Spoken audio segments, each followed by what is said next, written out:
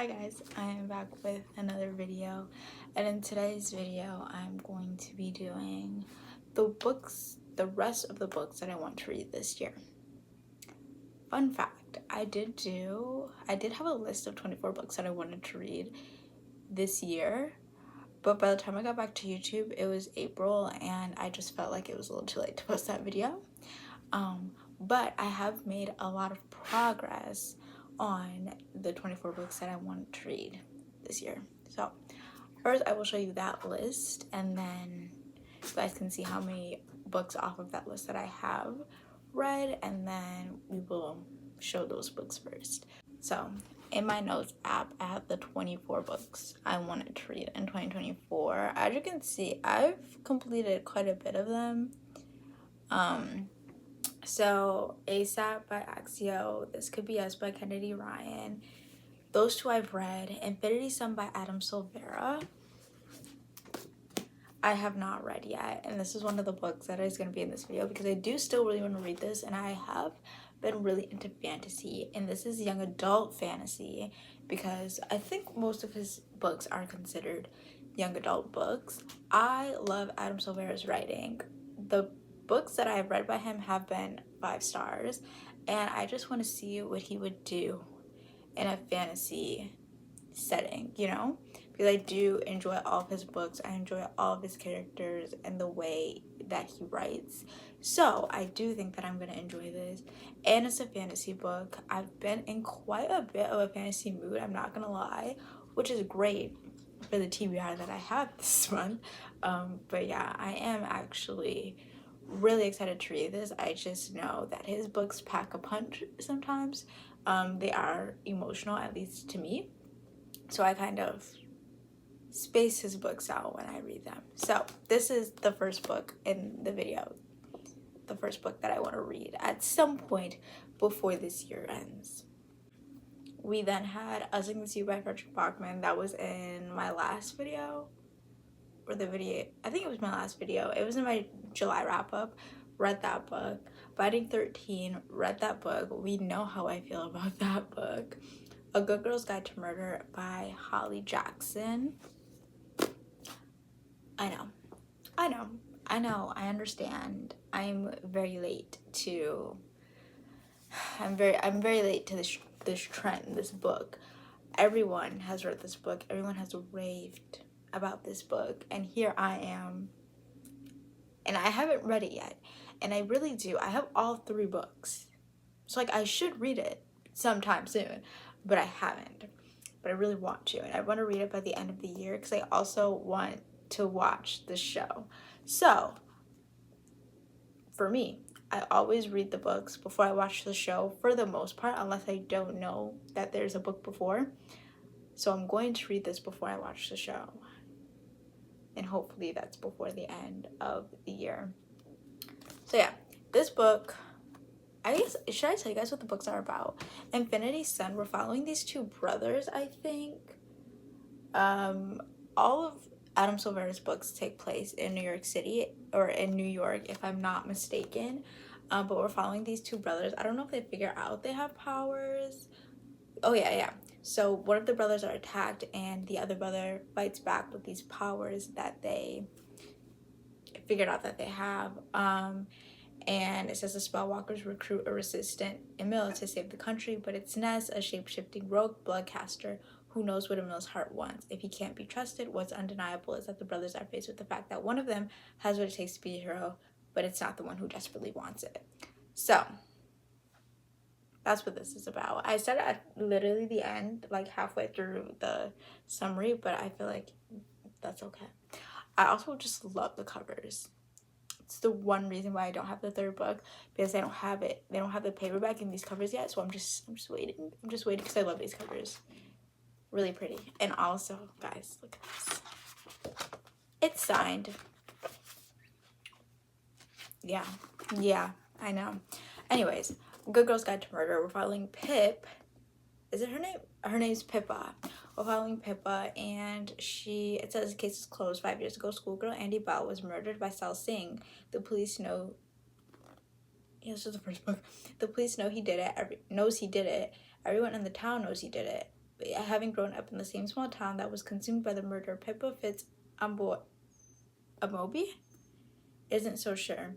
When she chooses the case as a topic for her final year project, she decides to uncover secrets that someone in town desperately wants to stay hidden. And if the real killer is still out there, how far will they go to keep Pip from the truth? So that's what this is. She has a school project and she covers this case during her project, and maybe someone comes after her because they don't want all of the details to be uncovered. I'm not sure, but I've heard nothing but good things about this book and the second book. Not so much the third book, but I've heard good things about the series in general. So I am excited to read this, and hopefully I can get it read before the end of the year. We then also had 11/22/63. So here is 11/22/63. This was in fact in one of my TBRs. I don't remember which one it was, and I did in fact start the book. I got like 100 pages in. 110 pages into this book. The thing about Stephen King, I've said it before and I will say it again, his books make me think, and sometimes I'm just not in the mood to think when I'm reading a book, you know, like I don't want to use my brain. I just need something easy. And Stephen King books, to me at least, are not that. His books are not just simple, quick, easy reads. First of all, the book is 1,000 pages. It's not, it's 800 pages. I'm being a bit dramatic, but it's a long book. Like, this is not a quick read. His writing is not the type of writing you can just read really quickly and then just be done with. I feel like when Stephen King writes, you kind of got to really pay attention. You really got to pay attention. And that is true to this book. I've read 110 pages of this book, and it's not that I'm confused. It's just that it's a lot, especially since this book has to do a lot with history. So me being someone that is not really the biggest fan of history in general, this is kind of a hard read for me, just because at some points I'm just like, it's a little boring, because I'm not a history girly. I'm gonna be honest with you, I'm not a history girly. So sometimes when reading this book, I'm kind of just like, okay. But yeah, I do want to read this book. I love Stephen King's writing. I've said it before. It's just that his books are just so long, and they're very, like, is dense the right word? I don't know if dense is right. They're very smart. I gotta use my brain, and sometimes I'm just not in the mood to be doing that. But 11/22/63 follows, what's his name? Jake, who is a teacher, and this owner of this bar, is it a diner that he goes to, has like this portal for time travel, and he then gets like this mission to go and stop the assassination of JFK. But we learn that stopping things and preventing things from happening in the past then changes the future. So he has this mission, but also at the same time things are getting changed, and yeah.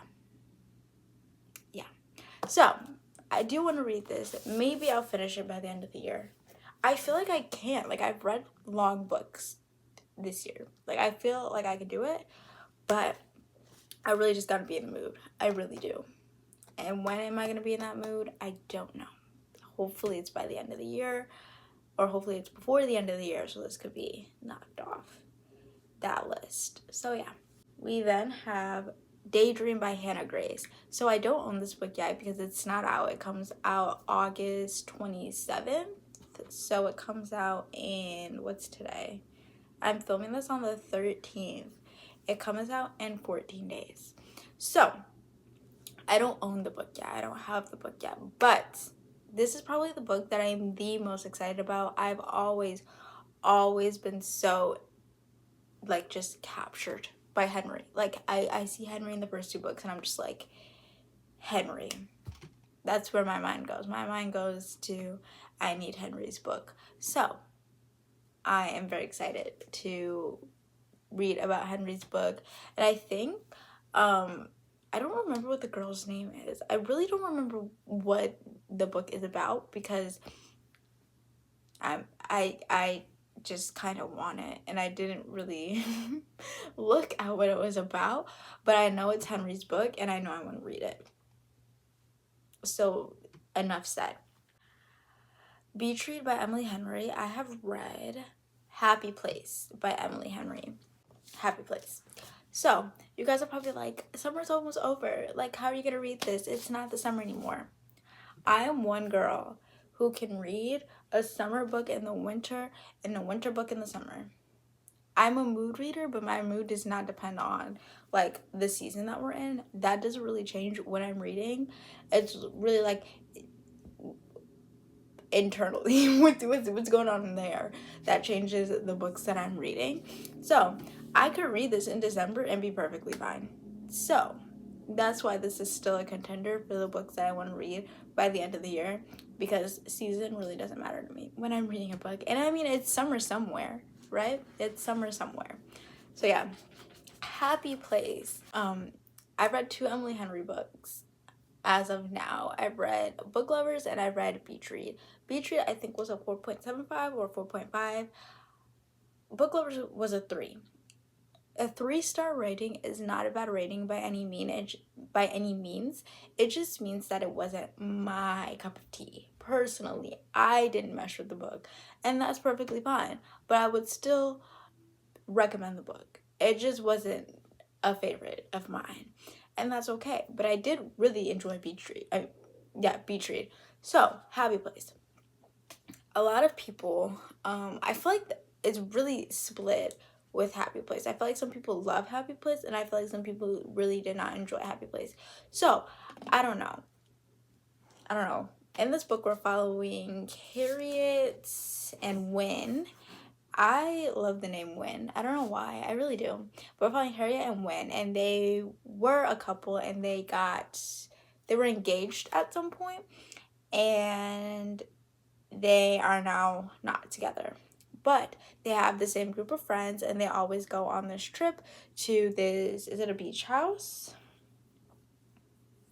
Maybe. They always go on this getaway to this cottage in Maine, and all the friends go. And the friends do not know that they are not together anymore. They broke up months ago, and their friends do not know. So they're trying to put on this facade and act like they're still together when they're with their friends in order to not ruin this trip that they go on. And with them having to kind of pretend that they are still together and pretend that they still have these feelings for each other, it kind of brings up these feelings and forces them to talk about them and confront these feelings with each other. And yeah, I feel like I know this is a book where you don't really figure out what is happening until the very end, and I've heard that there's some miscommunication in this book, and if you know me, you know I do not like miscommunication. I don't like it in real life. I don't like it in books. So we will see if I enjoy this book. I do think that I will enjoy this book. I do enjoy Emily Henry's writing. It's just something about her characters that kind of irk me sometimes. But I do hope I like this and can read this by the end of the year. We then had Carrie Soda's Bag by Taylor Jenkins Reid. Read that book, gave it 5 stars, as we all know. Part of Your World by Abby Jimenez, I have read. Now we have 2 Mariana Zapata books that I have on this list. So the 2 Mariana Zapata books that I want to read by the end of the year is All Roads Lead Here and The Wall of Winnipeg and Me. This book is on my August TBR, and this is probably the next book that I'm gonna read because I'm just so ready for it. It is, well, okay, actual football season hasn't started. It's preseason right now for the NFL, but football season has started for high school, which my brother plays high school football. So we are in football season. I'm in the football mood, okay? I am a football girl. I will say it. I have been surrounded by football my entire life, so I'm a football girl. I really want to read this because last time I tried to read it, it wasn't football season. Now it is. I'm ready. Okay, I'm ready, and I want to read it, and I feel like I'm in the mood. okay? This has been the book that has been calling to me, you know? And if anyone has, please, because I've been looking, if anyone has any football romance recommendations, please let me know, because I've been looking and I really can't find much. And as someone who, if they had to pick a sport, they would choose football, I feel like I need football romances, and this has been the only one that I have really seen. This one and Hands Down by Mariana Zapata have been the only American football romances that I have seen, and I need more. So give me some suggestions and recommendations in the comments so that I can fulfill that need. Anyway, The Wall of Winnipeg and Me by Mariana Zapata is about this football player who, is he a defensive end, and he is basically, so he's a defensive end and he's one of the best football players in this organization, and his housemaid, assistant, whatever, basically ends up quitting because she's like, I don't get paid enough to be treated like this. So she quits, and then he shows up at her door and is like, come back. It says, for 2 years, the man known as the Wall of Winnipeg couldn't even find it in him to tell her good morning or congratulate her on her birthday. Now, he's asking for the unthinkable. What do you say to the man who is used to getting everything he wants? So, there's that. I'm just really excited because in Mariana Zapata book, she really goes into the sports aspect. I have read Culty, and in that book, she really went into the soccer. And I was really excited, like I was really happy about that, because in a lot of sports romances, like you have the sports aspect, but you don't really go into the sports. And I want to go into the sports, okay? I want to know. So knowing this is a football romance, I am excited to hear her go into, yeah, the football aspect of the book. So I'm excited. I am definitely going to read this. Probably going to be the next book I read. I'm so excited, guys. I don't think you understand. I'm really excited to read this. Next book we have is All Roads Lead Here by Mariana Zapata. As we know, I've said this before, and I don't know what this says about me. I do like the single parent trope, just because I feel like I like the idea of a single parent, someone who is doing it all on their own, then finding someone who loves them and their kids enough to kind of take them all in and care for them all as if the children were their own, and as if they have been with these children and this family for their entire life. I just like that aspect. So All Roads Lead Here follows Road, I think. It doesn't say his name on the back of the book, but I'm assuming his name is Road. And he is a single dad, and Aurora ends up moving back to this place and starting this new life in this small town, and she moves across the street from Road. And yeah, that's all it tells me on the back. Very vague, and I don't know, but I've heard really good things about this book in particular. It is a single dad trope. And it's Mariana Zapata. I don't see what could go wrong here. I don't see what could go wrong here. So I'm very, very excited to read this book, and hopefully, fingers crossed, I can read this very soon. Don't know when, but I really, really do want to read this. I really do. We then have The Inheritance Games by Jennifer Lynn Barnes. This is another one where I am very late to the game. Okay, I'm very late. I understand that. Don't yell at me. Everyone has read this book. I feel like this is quite not old, but like old in the sense that everyone has read this book, literally. So this book follows, what's her name? Avery. It's a little bit, I'm not gonna lie, I think it is a little bit of love triangle, and I hate a love triangle because I hate if they don't choose the person that I want, and it stresses me out. Why can't everybody just be happy, you know? But we're following Avery, and it says Avery has a plan for a better future: survive high school, win a scholarship, and get out. Fair. But her luck changes in an instant when billionaire Tobias Hawthorne dies and leaves her leaves her virtually his entire fortune. The only catch? Avery must move into a sprawling mansion full of secret passages, riddles, and codes. Unfortunately for Avery, Hawthorne House is also occupied by the family that was just disinherited. This includes the 4 Hawthorne grandsons, dangerous magnetic boys who grew up with every expectation that one day they would inherit billions. Heir apparent Grayson is convinced that Avery is a con woman and he's determined to take her down, but his brother Jameson views her as their grandfather's last hurrah, a twisted riddle, a puzzle to be solved. Caught in a world of wealth and privilege with danger around every turn, Avery will have to play the game herself just to survive. It seems really good. I love a riddle in a book. I do. I love a riddle. I love a puzzle. I love a hunt. I do. I love it. So, I'm really excited to read this book. I've had this book for quite a minute. I'm not gonna lie. But I am excited to read this book. Hopefully, I can read this book sometime soon. Maybe in like November. I feel like this is a good November book. Why? I don't know. I just feel like it is. So, maybe I'll read it in November. We then have Archer's Voice, which I read. Out on a Limb, which I read. Oh, loved both of those books. One Last Stop by Casey McQuiston. Read The House Across the Lake by Riley Sager. Read. Then we have Anxious People by Frederick Bachman. So my copy doesn't have a dust jacket. It didn't come with it when I ordered it, so I mean, like, it's not my fault. Maybe I'll just pop a picture up. Anxious People. Yeah. As I also don't know what the book is about, because usually it's on like this inside of the dust jacket and I don't have that. So Anxious People by Frederick Bachman. I have all of his books. These are all of his books. All of his fiction books. He has one or two nonfiction books that I don't own just because I'm not a huge nonfiction reader, and if it is nonfiction, it's going to be a memoir.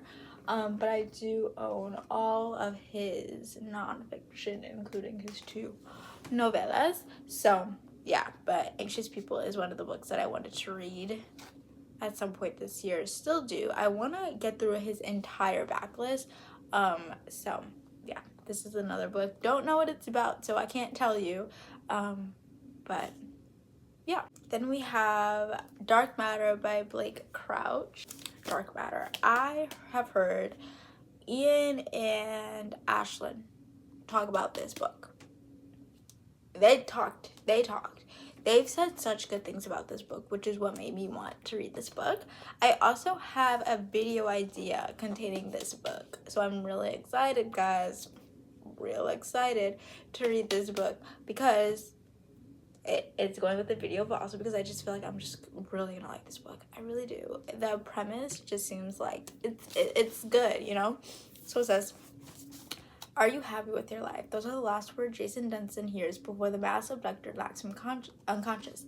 Before he awakens to find himself strapped to a gurney, surrounded by strangers in hazmat suits. Before a man Jason's never met smiles down at him and says, welcome back, my friend. In this world he's woken up to, Jason's life is not the one he knows. His wife is not his wife, his son was never born, and Jason is not an ordinary college physics professor, but a celebrated genius who has achieved something remarkable, something impossible. Is it this life or the other that's the dream? And even if the home he remembers is real, how can Jason possibly make it back to the family he loves? The answers lie in a journey more wondrous and horrifying than anything he could have imagined. One that will force him to confront the darkest parts of himself, even as he battles a terrifying, seemingly unbeatable foe. So, we have a little bit of magic. I think it's magical, fantastical elements. Very much sci-fi, a little bit of a thriller. I am here for it. And this is definitely going to get read because, like I said, I have a video idea for it. Stay tuned. I'm very excited for it. So yeah, Dark Matter by Blake Crouch. Then we had In the Weeds on here. Still very excited to read this book. And then also by the same author, Business Casual. Sorry, I forgot. It's literally right in front of me and I forgot what the name was. Business Casual by B.K. Morrison. This is following, what's the girl number? Stella's like stepbrother. Her or his story, and I'm so excited. I'm so excited. I still have to read Mixed Signals. Reading that soon. Don't worry. Don't you worry your little heads, okay? I am reading that soon. But Business Casual, I don't know, I'm just so excited for it. And each book takes place in a different season. Oh my goodness, guys, I am so excited for it. I'm so excited. So I want to read that by the end of the year. That is on the way to my house right now. I'm just so excited. Like, that series, it just does it for me. It really does. It really does. It's so cute. It is. Once again, I don't know what the book is about because I just know it's a part of a series that I like, and it's by an author that I like, and I bought it. So, can't tell you what it's about. Just going in blind, guys. Just going in blind. Then the last book that I have on the 24 books that I want to read this year is The Girl with All the Gifts by M.R. Carey. Here it is. I got this at Half Price Books, and it's actually in good condition, not gonna lie. I am really excited to read this book because this book is the book for one of the movies. I've watched the movie, and I said this in one of the vlogs that you are going to see very soon. I said that I find it very hard to get into a book if I watched the movie before, because I already feel like I know this. Why am I reading it again? But I don't feel like that's gonna be the case with this, because I really like one of my top movies, guys. When I tell you this is one of my top movies, it is one of my top movies, and I feel like I'm just gonna love the book even more. So I don't feel like it's going to do that unless they have changed a bunch in the movie. Then maybe, I don't know, but I am really excited about reading this book. And I also think that this is going to be in the same video as the Dark Matter video. So there's a little hint. It says, every morning Melanie waits in her cell to be collected for class. When they come for her, Sergeant Price keeps his gun pointing at her while two of his people shove her into the wheelchair. She thinks that they don't like her. She jokes that she won't bite, but they don't laugh.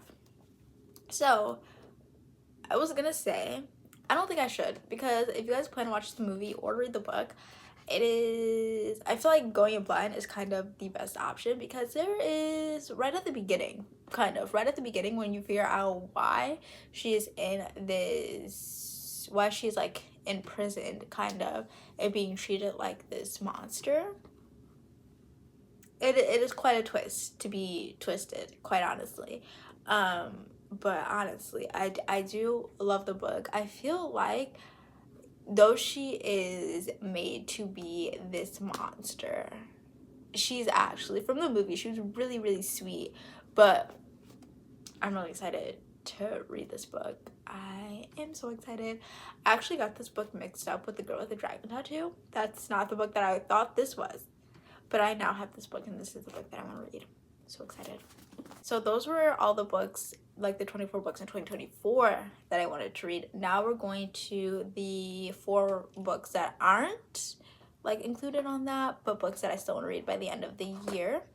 So first book I don't own because I have been reading them on Kindle Unlimited, and that is Hopeless by Elsie Silver. It is the last book in the Chestnut Springs series. I've been talking too much. I have a lot of, sorry, excuse that. But it's the last book in the Chestnut Springs series. I honestly, I'm not gonna lie, this is probably the book that I've heard the least amount of good things on. I don't know, people just haven't been saying that many great things about it. From what I've seen, I was a huge fan of Beau, and now I'm kind of just like, bro's a jerk. Like, he's a jerk. So I don't know how I'm gonna feel about it. I don't know, but we'll see. Hopeless by Elsie Silver is another book that I will read by the end of the year, just to finish off that series, because I do really enjoy the series for the most part. All books have been a 4-star or above, so I am very excited to read the book. Now on to the last 3 physical books that I have. 2 of them are part of a series, and one of them I've just had for a ridiculous amount of time, and I need to read it. So the first book is Keeping 13 by Chloe Walsh. Y'all know how I felt about Binding 13. So of course I have to read Keeping 13. Of course. Like, what? Of course I do. So this is the second book to Johnny and Shannon's little romance. Guys, the love that I have for Johnny and Shannon. I have so much love for them, and I will take another 600-page book by them. I'm not gonna lie. This isn't 600 pages. It is. It's more than 600 pages. The fact that I was gonna be upset about it not being 600 pages is kind of insane. Kind of insane. But guys, I just love them so much. And this is the last book that's like for them, I think. I think maybe the very last book will be for them. But I'm just so excited, guys, just to see their romance blossom. Because at the end of, and to see the aftermath of the end of the first book, that was kind of crazy, and I kind of need some closure. I need to know if my girl is okay. I need to know if she's okay. But yeah, I can't really tell you what this book is about because it is the second book of a series. But in the first book, we are following Johnny and Shannon, and they meet in kind of a not so great reason. They meet for a not so great reason, and from then Johnny kind of just wants to take care of Shannon because Shannon is going through a lot at home as well as a lot in school.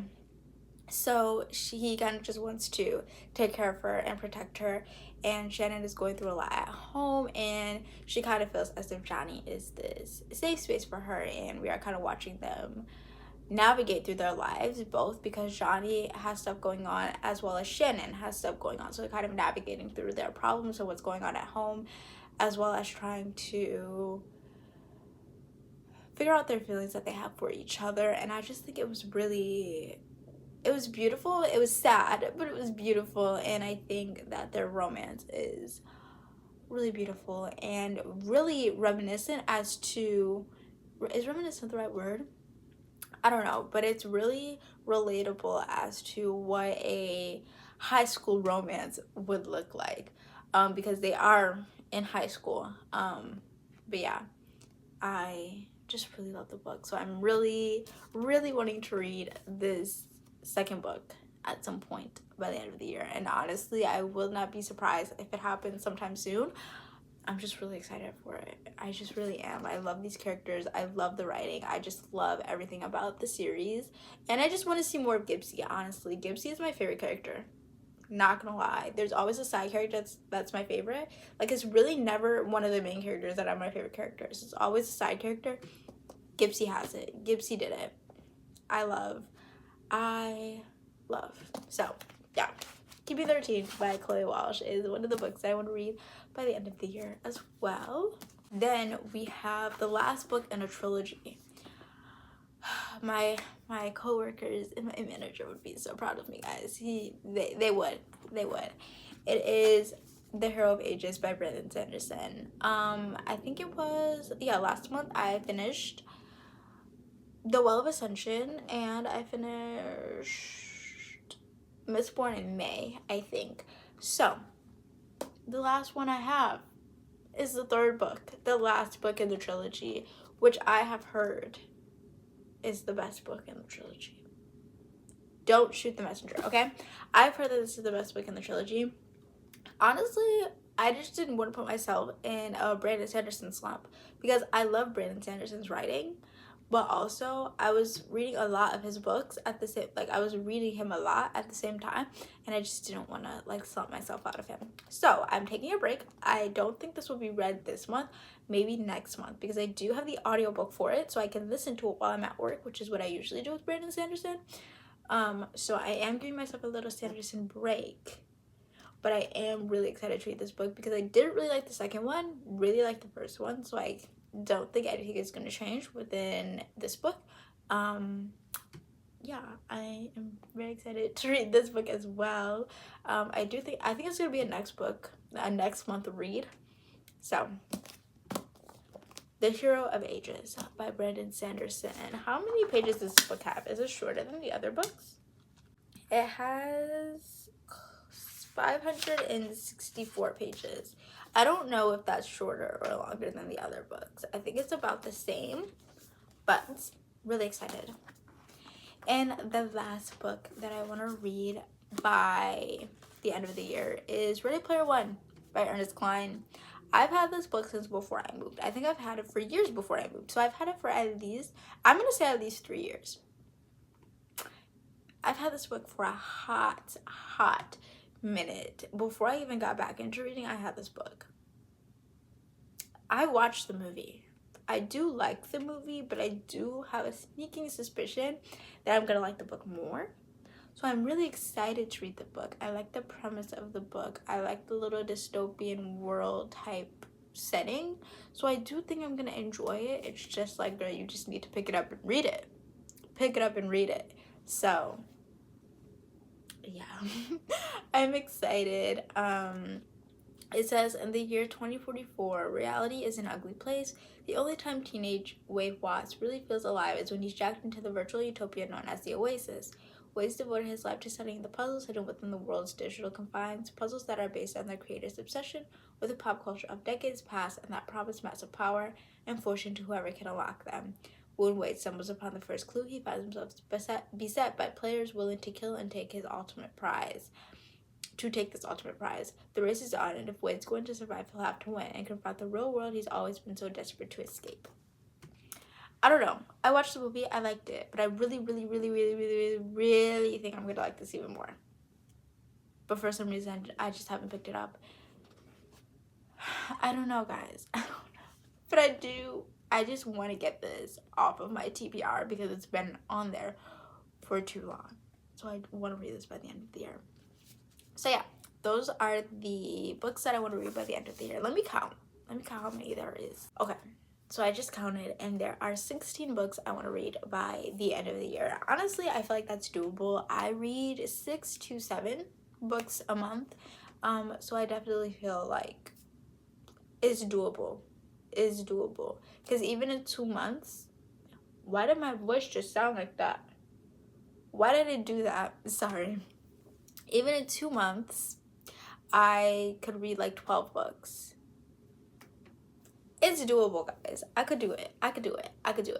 So yeah, those are the books. Those are the rest of the books that I want to read by the end of the year. Of course, there'll probably be other books sprinkled in, but these are the books that I'm dead set on reading by the end of the year. Disclaimer, because my mom likes to talk about me not keeping my word. Disclaimer, there is a possibility that I will not read all 16 of these books by the end of the year. There's a possibility, Mom, so don't tell me that I didn't say that. There's a possibility that I will not read all 16 of these books. I want to. This is a want, not a definite, okay? It is a want. I want to read all 16 of these books. There's a possibility that I may not. I am going back to school. School takes up a lot of time, guys. So, maybe I will read all these books. Maybe I won't. We will see. If you guys have read any of these books, comment down below which ones I should prioritize and which ones I should not. Comment down below what you think of these books. No spoilers. But tell me if you guys have liked them or not. And I will see you guys next Tuesday.